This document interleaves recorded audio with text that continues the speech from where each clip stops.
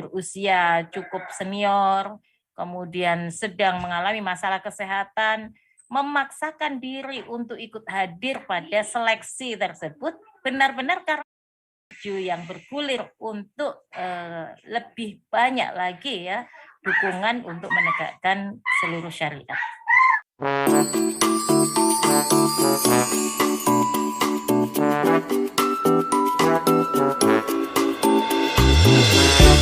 Kalau Bu Yuyun melihat ya proses seleksi P3K kemarin ya hari Senin kemarin sampai hari ini beritanya di media juga luar biasa, bahkan beberapa video viral menunjukkan bahwa atau mengingatkan publik gitu bahwa kondisi para guru honorer ini tidak sedang baik-baik saja. Ada banyak guru honorer yang sangat berharap bisa lolos seleksi karena mereka ingin mendapat perbaikan nasib.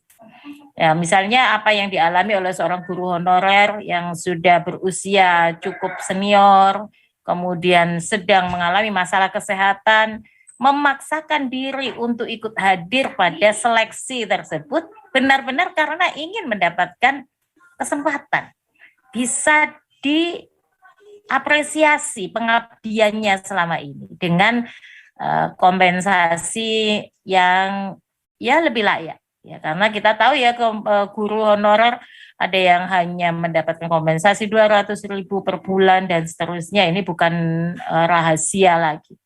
Nah, kalau Bu Yuyun mana sih sebagai seorang guru honorer melihat seleksi P3K, apakah ada harapan atau seperti apa? Ya, terima kasih. Bismillahirrahmanirrahim. Allahumma rabbi sahli sadri wa yassir amri wa uqdatam min lisani yafqahu qawli. Allahumma inna nas'aluka ilman nafi'an wa rizqan thayyiban wa amalan mutaqabbalan. Amin ya rabbal alamin. Ya. Amin ya rabbal alamin. Amin ya Allah ya rabbal alamin. Ya, baiklah Bu Ifa ya. Bu Ifa, Bu Nur juga ibu sekalian, sahabat dari acara Muslimah Bicara ya setiap Sabtu di MMC ya, Muslimah Media Center yang luar biasa, yang selalu update ya, dan mengangkat tema yang hari ini luar biasa ya. Baiklah, bicara guru berarti kita bicara sosok yang digugu dan ditiru.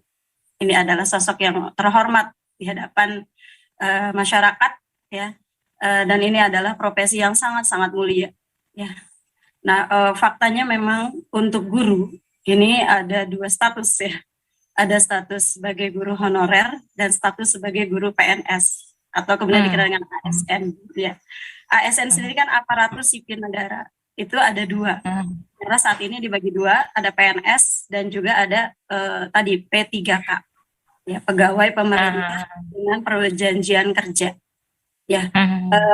Nah, faktanya juga ya yang insya Allah dan ini sudah menjadi rahasia umum bahwasanya antara PNS dan honorer ini terjadi jurang kesejahteraan yang cukup dalam ya, di berbagai hal. Ada ketimpangannya.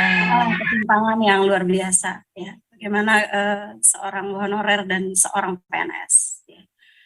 Dan faktanya juga ya sama dalam catatan saya juga bahwasanya guru di Indonesia itu ada sekitar 3 jutaan ya. 3 jutaan ya, kemudian yang memang honorer itu 1 juta lebih ya, yang masih honorer. Dan faktanya juga tadi terkait dengan kesejahteraan, ini masih sangat miris ya, sangat miris sekali. Ketika berapa guru ya, sampai saya membaca terakhir itu ada guru yang dia adalah, walaupun ini beritanya mungkin tahun 2000 ya, itu seorang guru namanya Pak Dedi Mulyadi, salah satu guru honorer di SDN negeri ya, SD negeri di Banten ya, itu ternyata diberi gaji 12.000 per hari ya, itu pun jika masuk ya, kalau tidak masuk tidak dapat apa-apa. Nah, ini kan menjadi satu kemirisan ya, padahal ini adalah wilayah Indonesia bagian barat.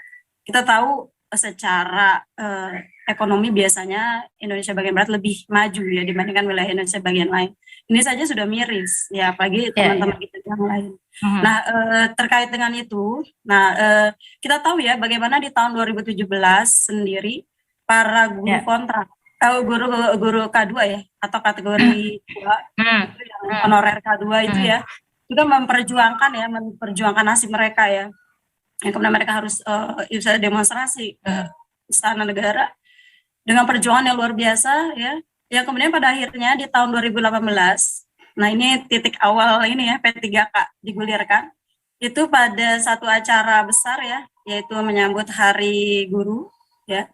Itu Presiden secara resmi menyatakan bahwa telah menandatangani ya undang-undang atau PP ya, PP nomor 49 tahun 2018 terkait dengan P3. Nah, ini menjadi satu angin segar ya, boleh dibilang angin segar. Di saat kita memperjuangkan, lalu ternyata pemerintah mengapresiasi, yaitu dengan adanya P3K ini. Ya. Nah, lalu ini kemudian digulirkan ya. Dan memang dikatakan sebagai satu jalan tengah ya, bagaimana pemerintah memperhatikan loh honorer. Nah ini disambut dengan baik hingga akhirnya kemarin ya di awal di September kemarin ya, minggu lalu gegap gempita ya untuk bisa mengikuti itu. Hanya saja dalam persyaratannya itu ya untuk P3 sendiri yang saya ketahui itu guru tersebut harus terdata di Dapodik ya, data pendidikan yang kemudian itu untuk Diknas. Sedangkan untuk Kemenag, karena kita tahu ya pendidikan ini di bawah 2 departemen ya.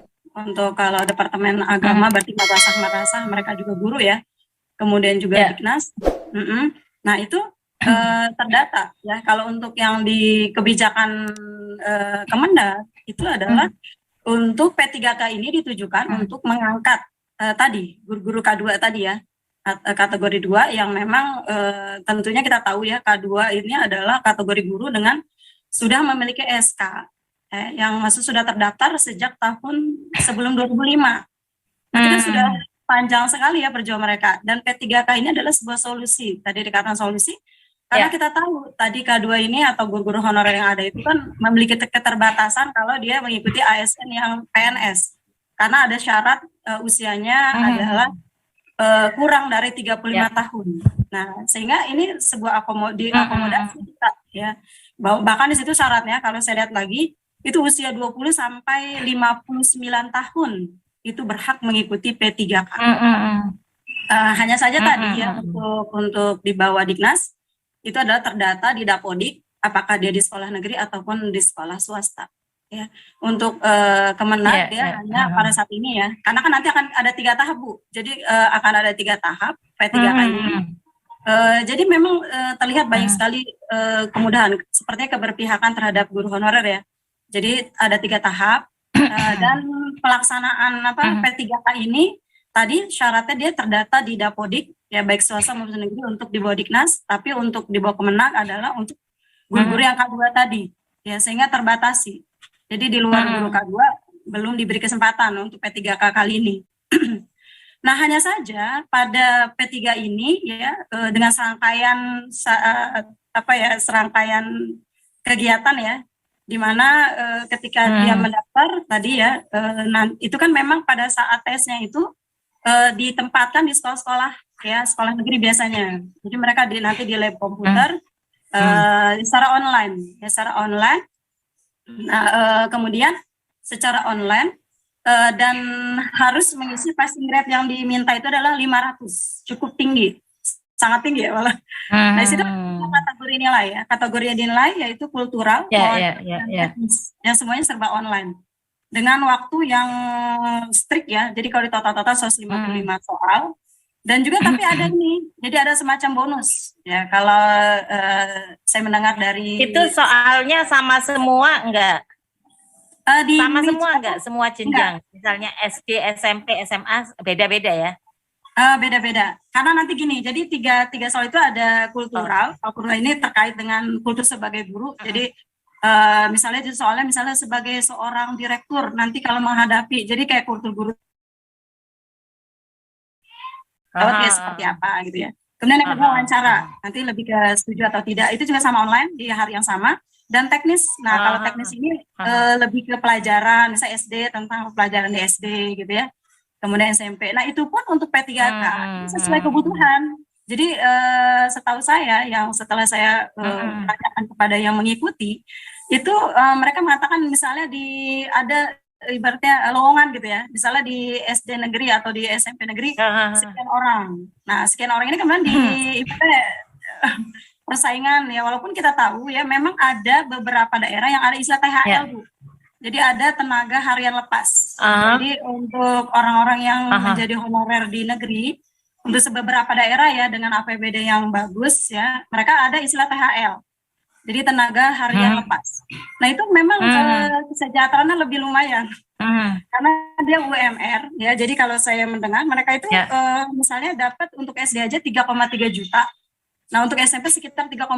Nah itu kan lumayan juga ya. Nanti SMP lebih tinggi lagi. Itu didapat per bulan, per 3 bulan. Nah, jadi memang ada beberapa daerah yang memberlakukan seperti itu. Tapi saya rasa tidak seluruh Indonesia ya. Nah tadi jadi peserta P3K ini, jadi mereka ini akan biasanya mengisi kekosongan lowongan-lowongan yang tadi ditempatkan. Tadi misalnya di SD mana butuh berapa seperti itu.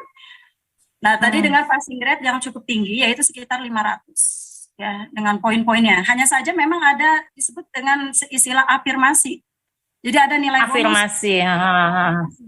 Jadi afirmasi ini ditentukan dengan gini, untuk nilai di bawah 320, itu nanti ada nilai afirmasi, di mana dengan ketentuan, kalau usianya di atas 35 tahun, dan dia telah masa kerja lebih dari 3 tahun, itu poinnya bertambah jadi 75.